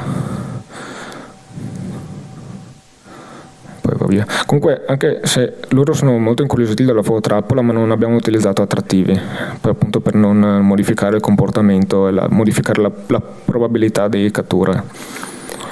Ecco, qua abbiamo già visto. Ecco, questa è la distribuzione dell'area del gatto. Come vedete c'è una forte presenza nel settore nord orientale del Cansiglio, in più c'è anche una buona presenza anche nelle altre, compresa le zone più marginali.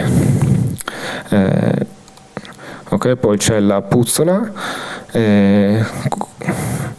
La puzzola ci ha riservato alcune sorprese, perché è stata allevata nei bacini bassi del Monte Pizzocco verso le colline di Vittorio Veneto e Fergona, lungo i torrenti, e quello è il suo ambiente, mentre è stata una sorpresa invece trovarla a 1500 metri di quota in foresta di conifere, senza acque superficiali.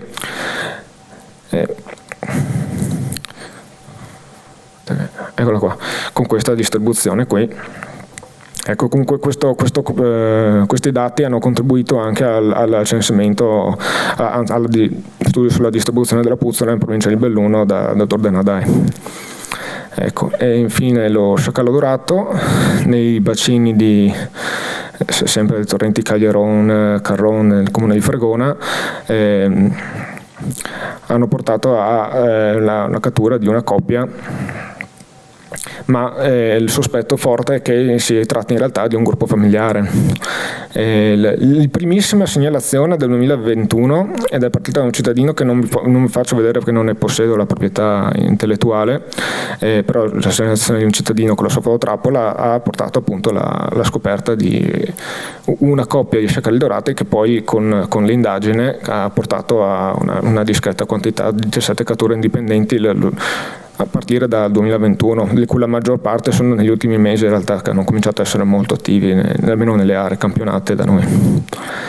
Ecco, qua l'abbiamo già visto, quindi la distribuzione qui. C'è anche un singolo dato in Cansiglio di un singolo passaggio di uno sciacallo da solo, probabilmente sicuramente un individuo in dispersione, perché non ha mai più dato altri riscontri nell'area.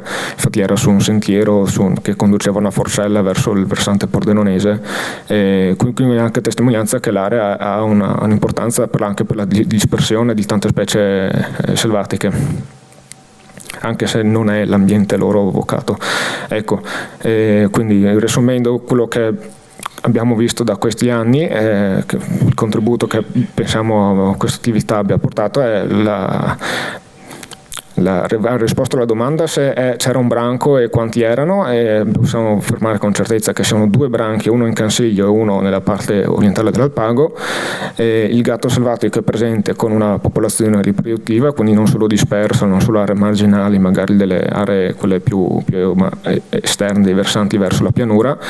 La puzzola è presente nei luoghi a sua vocazionalità, ma anche in luoghi anomali per la specie.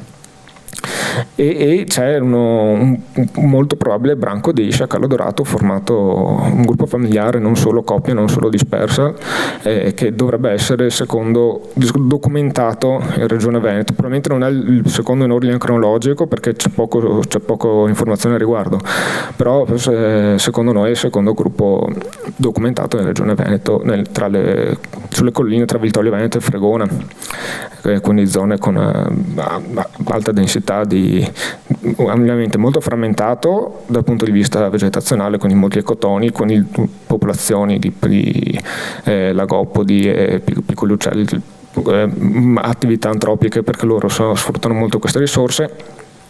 Quindi è un'area molto vocata, ha molte somiglianze con per esempio aree come il Carso Triestino, Goriziano o i grandi greti fluviali, ecco.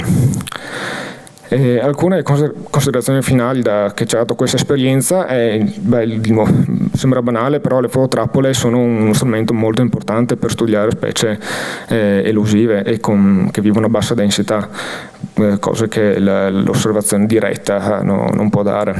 Pensiamo per esempio ai siti riproduttivi dove sarebbe un disturbo enorme andare a interferire, andare a osservare direttamente. L'importanza delle flagship species, ovvero specie che attraverso di esse si può studiare altre specie, si può studiare un ambiente, le dinamiche che avvengono all'interno di questo ambiente, e almeno per la nostra esperienza maturata qui è che un modello di campionamento stratificato partendo fin dall'inizio da delle informazioni levate in campo, capire quali sono le aree importanti e in base a quello stratificare, appunto, concentrare le risorse in maniera ottimale per avere dei dati, confermare la presenza o meno di certe specie appunto per le caratteristiche che hanno. Quindi per lo scouting a budget limitato sono molto, molto importanti.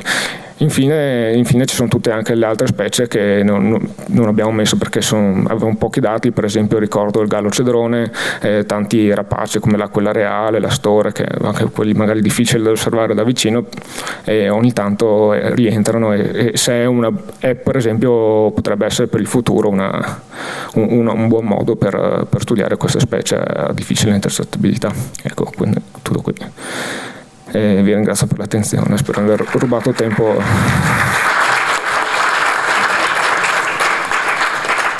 Molto bene, ti ringrazio, interessante, penso che ci sarà qualche domanda dal parterre, vediamo un po'. Anche una possibile? Eccola, Michele. Ecco. Volevo sapere se per caso avete fatto howling per lo sciacallo, per vedere se c'è il nucleo noi non l'abbiamo fatto, i provinciali ci hanno detto che alcuni cittadini hanno segnalato di aver sentito sciacalli, li hanno registrati e ho ascoltato e sono sono sicuramente sciacalli, quindi la firma acustica finale, no? Sì, li ho sentiti gli sciacalli dal vivo nei Magredi e sul Carso Goriziano, e le registrazioni che io ho sentito, ammesso un concesso che siano effettivamente state registrate lì nel luogo, non sia un falso, sono di sciacallo, quello sì. Bene, un'altra in fondo, eccolo lì. Chi è? Non lo vedo. Adesso si appalesa. Ecco. Okay, ciao Luca, volevo chiederti una cosa sulla foresta del Cansiglio. Se per caso, non so se avete già dati, ma anche una tua sensazione, se avete già notato una diminuzione per quanto riguarda la popolazione di cervi o comunque di ungulati da quando è arrivato il lupo, perché comunque adesso è in pianta stabile anche con un branco piuttosto numeroso. Grazie. Beh, quello sicuramente, la mia memoria, io ho cominciato a girare il Cansiglio quando ero un teenager e negli ultimi 10 anni c'è stato un forte crollo demografico e in coincidenza con la formazione del gruppo familiare c'è stato sicuramente. C'è anche da dire però che il Cansiglio, la presenza del cervo è fortemente stagionale, che varia molto da questo è il periodo di minor presenza. Durante il periodo degli amori vengono molti cervi dalle aree vicine, dall'Alpago, dalla zona di Polcenigo, di Aviano.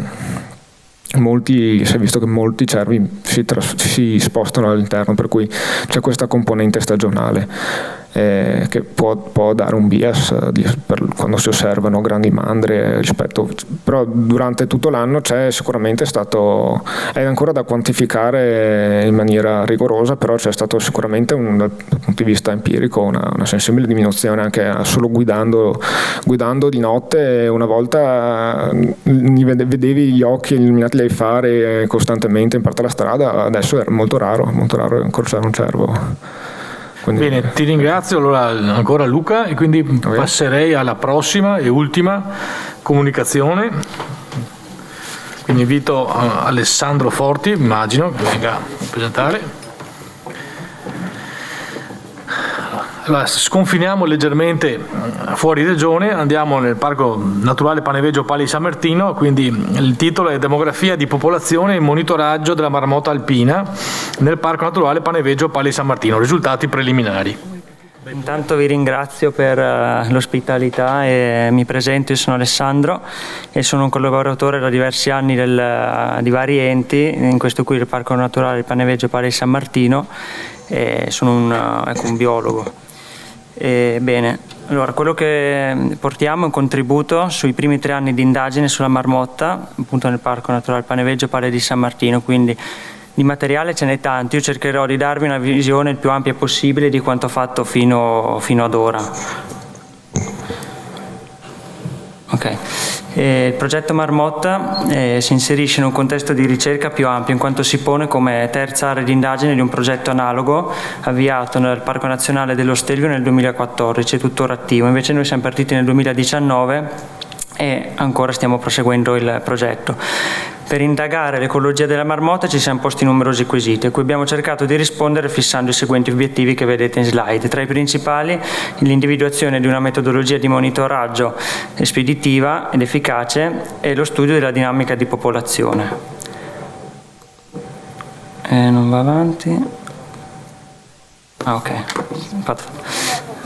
Allora, nonostante la marmotta sia classificata a rischio minimo secondo la lista rossa IUCN, è importante studiarla perché presenta caratteristiche comportamentali fisiologiche che la rendono interessante modello di studio, anche in vista di potenziali minacce derivanti dal cambiamento climatico ambientale in atto.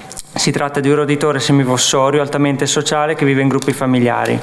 Questi gruppi difendono attivamente un territorio che è formato da un sistema di tunnel. Chi lo difendono da altri gruppi familiari che vivono nelle aree circostanti. Insieme formano una colonia che vive nei prati pascoli primari e secondari dell'arco alpino. Quindi è anche un nodo importante della rete trofica di questi ecosistemi, oltre a essere una specie emblematica e ben presente nell'immaginario collettivo.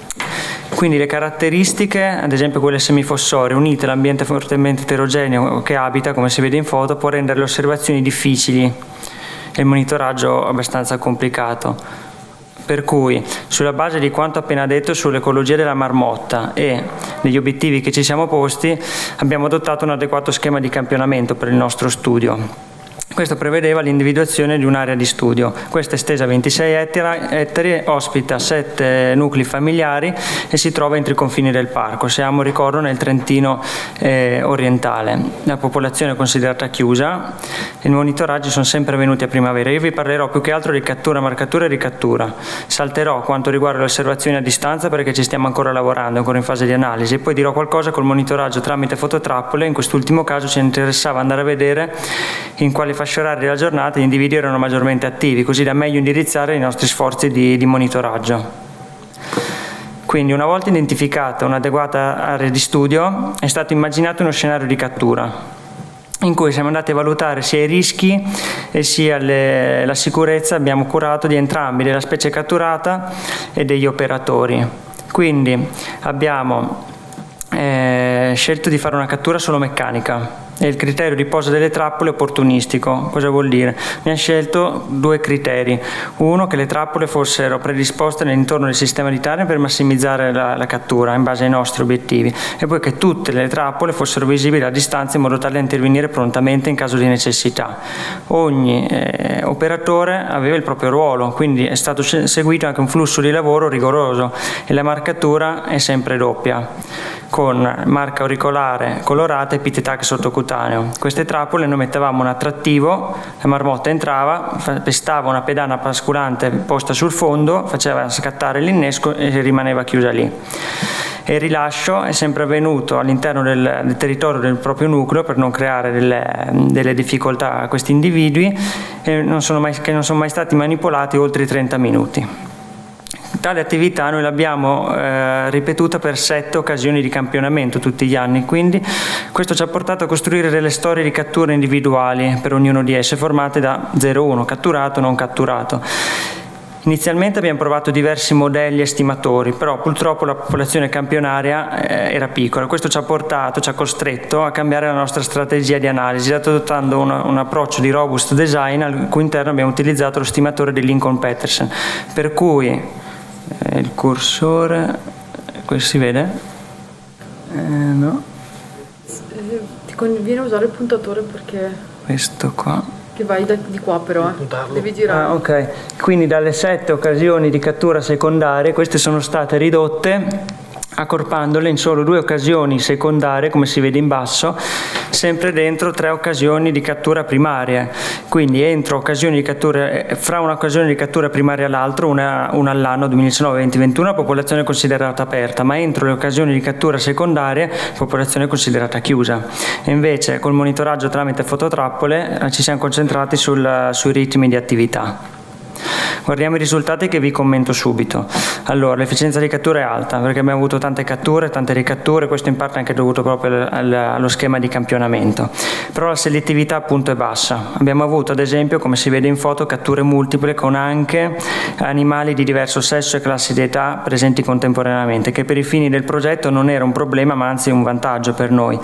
Come sono state suddivise? Noi abbiamo avuto in totale nel triennio 163 eventi di cattura con 59 prime catture, quindi la somma di ogni prima cattura degli anni 2019 più 20 più 21 e tutto il resto 104 ricatture, questo per un totale di 31 differenti individui, come si può vedere dal grafico a barre in alto a destra, dove la barra del 2019 per forza è la più alta perché all'inizio tutti gli animali sono nuovi, dopo si aggiungono piccoli o anche qualche subadulto, adulto sfuggito ai campionamenti precedenti. Invece vi chiedo di tenere a mente il dato indicato dalla freccia rossa nel grafico in basso a destra perché ci tornerà utile fra poco, il più basso numero di catture e di ricatture del 2020.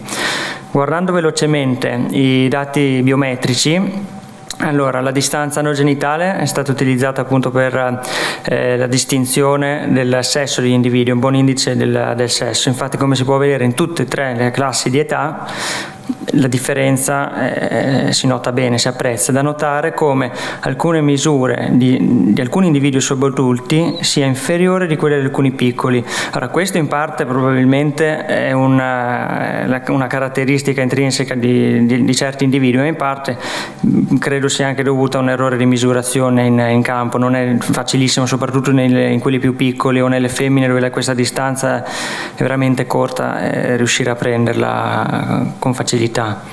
Invece la lunghezza del piede posteriore destro è un buon indicatore della distinzione della classe di età degli individui. Non c'è una grossa differenza all'interno della stessa classe fra i due sessi, se non fra i subadulti. Anche il peso è un buon indice della classe di età degli individui. È stato raccolto alla prima cattura, quindi noi lo prendiamo sempre il dato come peso, anche nelle ricatture. Però abbiamo utilizzato per le analisi solo alla prima cattura, quindi i pochi giorni successivi al risveglio dopo il periodo letargico, insomma, che è un dato molto utile e che ci tornerà anche utile in futuro per ragionare meglio probabilmente in termini di sopravvivenza. Le stime ottenute con il Robust Design sono accurate, come le stime di consistenza, anche quelle di densità sono calate nel 2020. Questo in parte è dovuto a un minor numero di catture, ma probabilmente deriva anche da una maggiore mortalità invernale, 2019-2020. Come ha detto il collega stamattina, Scartona, con 3 anni è presto parlare di un trend, però abbiamo provato comunque a gettare questi punti, le stime, e vedere cosa è uscito fuori. Per ora è in crescita il trend, vedremo cosa succederà quest'anno con l'inverno siccitoso appena trascorso. Dopo 2021 è più alto e vediamo un attimo a chi attribuire questo aumento del trend. Allora, come accennato prima, la popolazione purtroppo è piccola, ma con lo stimatore giusto e il modello adeguato abbiamo superato questa problematica. Tale approccio, come tutte le metodologie, deve rispettare una serie di assunti, per cui tutti gli individui nella popolazione devono avere la stessa probabilità di rilevamento. Significa che ogni volta che io esco fuori a catturare, un individuo deve avere la stessa probabilità di essere catturato. Ecco, proprio il fatto di essere semifossori, come animali, entrare e uscire dalle tane, è un comportamento che assumiamo random, però può creare un problema di, tra virgolette, indisponibilità temporanea. È come se gli animali in tana si ponessero in un'area non soggetta al campionamento, anche se le trappole sono lì nell'intorno. Come si supera tale problematica? Adottando un adeguato sforzo di campionamento, le nostre 7 giornate di cattura, quindi. Poi tutti gli animali marcati devono essere correttamente identificati, quindi non ci deve essere né perdita di marche né una loro errata lettura, perché questo comporterebbe un bias negativo nelle stime di sopravvivenza e uno positivo invece in quelle di abbondanza. Ecco perché la nostra doppia marcatura con marca auricolare colorata e pit tag sottocutaneo, così in modo tale che anche di perdita di una marca auricolare potevamo comunque risalire alla corretta identità dell'individuo e andare a sostituire la marca persa e rimetterla. E infine il campionamento deve essere istantaneo, quindi la popolazione è considerata geograficamente e demograficamente chiusa. Cosa significa? Che non ci devono essere né aggiunte tramite nascita o immigrazione, né perdite tramite la morte o l'immigrazione di individui. Come siamo sicuri di aver rispettato anche questo assunto? Identificando bene l'area di studio e tenendo più possibile ristretta la finestra in cui andavamo a catturare. Mi spiego meglio. Quindi abbiamo tracciato un buffer attorno al sistema di tane tanto grande quanto un home range medio di una marmotta, e visto che tali aree sono completamente comprese all'interno dell'area di studio che abbiamo identificato, e i nuclei conosciuti esterni all'area distano molto più di questo valore, quindi da questo siamo al riparo. Inoltre durante il campionamento i piccoli dovevano ancora nascere e anche la predazione la riteniamo trascurabile, nonostante ci abbiano provato ogni tanto, come si può vedere nella foto in basso a destra, quella una volpe che andava lì intorno a dar fastidio, quindi anche per quello capite come mai volevamo le trappole ben in vista tutte le volte. Allora, capire come varia la consistenza di popolazione nel tempo e quali sono i fattori che ne causano una variazione è un tassello fondamentale nell'ecologia di popolazione. 3 anni sono ancora un po' pochi per comprendere a pieno cosa sta succedendo in questa popolazione, però qualcosa stiamo incominciando a capire. Guardando la piramide di popolazione, la classe degli adulti è maggiore rispetto a quella dei piccoli e subadulti presi assieme. Noi qui per piccoli intendiamo gli animali che stanno per compiere un anno. Quando catturiamo a primavera ci sono quelli nati l'anno prima, ormai compiono un anno, i piccoli invece devono ancora nascere perché si andranno a riprodurre da lì a breve si riprodurranno gli individui. Inoltre siamo riusciti a registrare la sopravvivenza di tutti i piccoli dal 2020 al 2021 e soprattutto interessante siamo riusciti a osservare il declino e la scomparsa di alcuni nuclei, ma anche l'originarsi di altri, che questo in termini di ecologia di popolazione è importantissimo perché abbiamo il momento zero, da cui da lì in avanti riuscire a seguire il destino di un gruppo familiare. Personalmente, a mio avviso, la piramide del 2020 non è chiarissima, c'è qualcosa che non è bella come le altre, ecco. Come mai? Se vi ricordate, qualche slide prima avevo chiesto di tenere a mente quel dato di un minore cattura e ricattura. Ecco, ci siamo chiesti come mai. Siamo andati su Copernicus e ci siamo scaricati e composto le immagini della missione Sentinel-2 e quindi abbiamo visto che nel 2020 la stagione vegetativa era anticipata. È ovvio che se nell'intorno di un sistema di tane aumenta la disponibilità trofica, di conseguenza cala l'interesse verso le trappole, verso ciò che contiene l'attrattivo che mettiamo, e quindi di conseguenza cala la trap efficiency o trap rate. Qui vi sottolineo che ho messo la data dell'acquisizione delle immagini.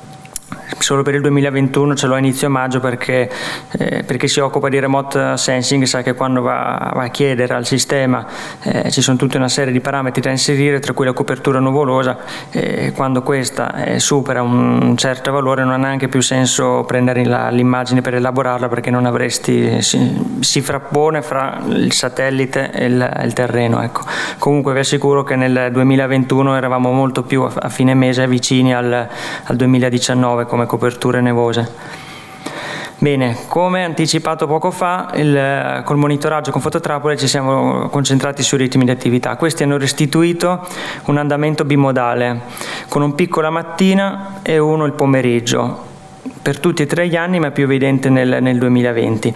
La marmotta presenta questo ritmo di attività, ma soprattutto in estate, quando le ore centrali della giornata sono trascorse in tana per sottrarsi alle maggiori temperature elevate. Invece noi un'attività, anche se minima, l'abbiamo avuta costante in tutti e 3 gli anni.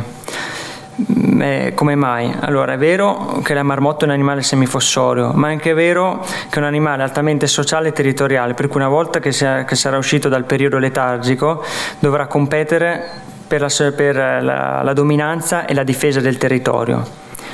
E infine noi consigliamo l'utilizzo delle fototrappole con la marmotta per 3 ragioni: perché standardizzano bene la raccolta del dato, possono lavorare con condizioni, ad esempio scarsa luminosità, quando altre metodologie sono meno efficienti, e soprattutto creano un record permanente di immagini che può essere utilizzato per rispondere a ulteriori quesiti come la socialità, il comportamento, le interazioni interspecifiche. Sotto vi ho messo alcuni display comportamentali di questi 3 esempi in foto. Ok, per concludere, molti degli obiettivi che ci siamo posti, prefissati, alcuni li abbiamo raggiunti, altri li stiamo raggiungendo, ci stiamo lavorando nonostante qualche inconveniente come il furto di fototrappole. È nostra intenzione poi proseguire col progetto, magari ampliandolo, andando a indagare altri aspetti come l'ecologia alimentare, e infine, dato che l'area di studio sarà in parte interessata dai lavori di sistemazione della strada statale del Rolle, questa è anche un'occasione per comprendere che effetto può avere un evento inteso come disturbo simile su una popolazione di marmotta. Io con questo avrei concluso, vi ringrazio per l'attenzione e resto a disposizione per eventuali domande. Ottimo. Grazie Alessandro, complimenti per la presentazione e anche per il lavoro molto robusto sotto il profilo della metodologia e della analisi dei risultati, quindi presumo che qualche domanda ci sia. Chi vuole cominciare? C'è qualcosa? Michele, niente? Tony non c'è. Una mia domanda quel concetto di popolazione chiusa a cui hai accennato in una slide. Per quanto riguarda nascite, predazione, tu hai detto che avete cercato di bypassare o di limitare il problema restringendo il periodo di cattura, è così? È questa? Allora, uno degli assunti del CMR quando fai soprattutto con chiusure di popolazione è che non ci devono essere appunto animali che vengono mancate. Popolazione chiusa nel senso che non si aggiungono e non si tolgono. Più tieni il periodo lungo e più rischi appunto di non rispettare questi assunti. Il rischio di predazione c'è e quindi se si potesse fare 7 giorni di fila di catture sarebbe la cosa ideale. Poi in verità bisogna anche accettare quello che c'è come il meteo, perché se vai a catturare che magari sei sotto una nevicata intorno allo 0, lì è un altro problema, l'indisponibilità degli individui, perché ci devono essere anche l'assunto il primo, tutti gli individui sono ugualmente devono avere la stessa probabilità di rilevamento, quindi se ci sono gli individui in tana tu vai a fare un'occasione secondaria di cattura in cui non ci sono proprio animali. Chiaro, ti ringrazio. Grazie a voi. Va bene, allora Alessandro, grazie. E ci siamo avviati quindi alla chiusura, solo un paio di considerazioni finali. Innanzitutto direi che è stato bello trovarsi, rivederci dopo 5 anni dal precedente convegno, per cui era un periodo ormai lungo, la pandemia ha avuto anche effetti disastrosi anche da questo punto di vista, interessanti convegni online, però insomma vedersi una volta, parlare attorno a un tavolo, no? Buttare giù qualche idea, qualche proposta, qualche commento anche sui lavori degli altri, così insomma interessante, molto interessante. Il nostro convegno come al solito è stato denso, 17 comunicazioni ho contato tra ieri e oggi, una trentina di poster circa, adesso non ho il numero esatto, 28 è fantastico, e per cui direi che tutto dimostra la vitalità della nostra associazione, nonostante appunto la pandemia che ha avuto effetti negativi su molte associazioni simili alla nostra, con diminuzioni forti degli iscritti, per esempio azzeramento quasi dei convegni e delle altre iniziative che tengono sull'associazione stessa, diciamo. Per cui direi ci siamo qui, siamo tra, direi un esempio unico in Italia come associazione che riunisce faunisti di appassionati tecnici delle varie componenti, quindi sicuramente penso che gli atti che saranno pubblicati a fine anno, prossimo anno, non faranno altro che rispecchiare la qualità e la quantità di informazioni che abbiamo assunto. Basta, passo subito la parola a Arianna che chiude e dopo direi che possiamo salutarci. Allora intanto voglio un corso di discorsi da te, immediato, che sei molto più bravo di me nel tirare le somme. Mando la fattura più tardi. Ok, grazie. Sarà salatissimo conoscendoti.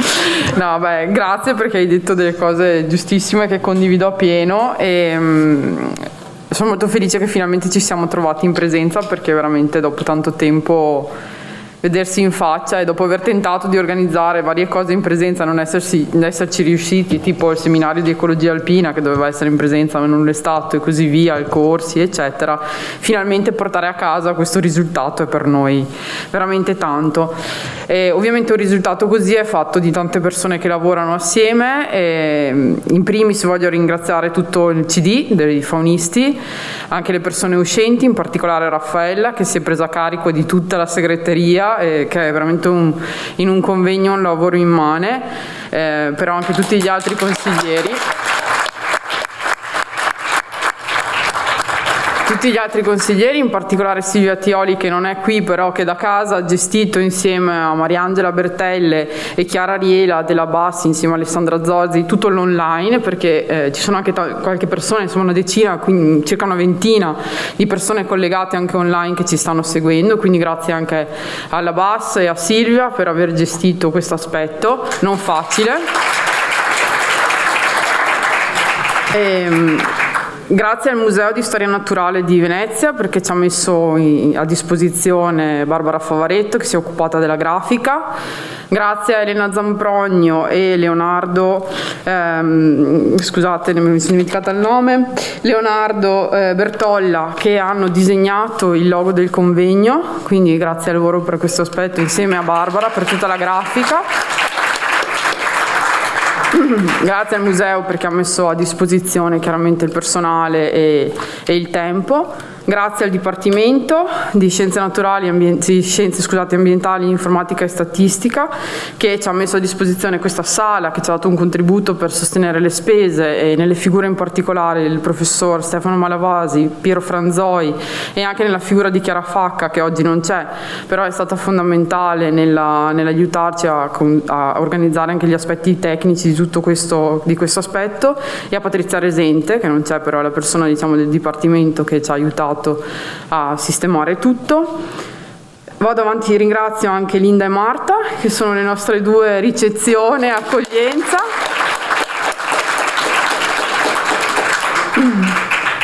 Vorrei ringraziare anche Giada che si è occupata di tutta la parte social, che non la vedo ma so che da qualche parte c'è, Giada del Zen, eccola là.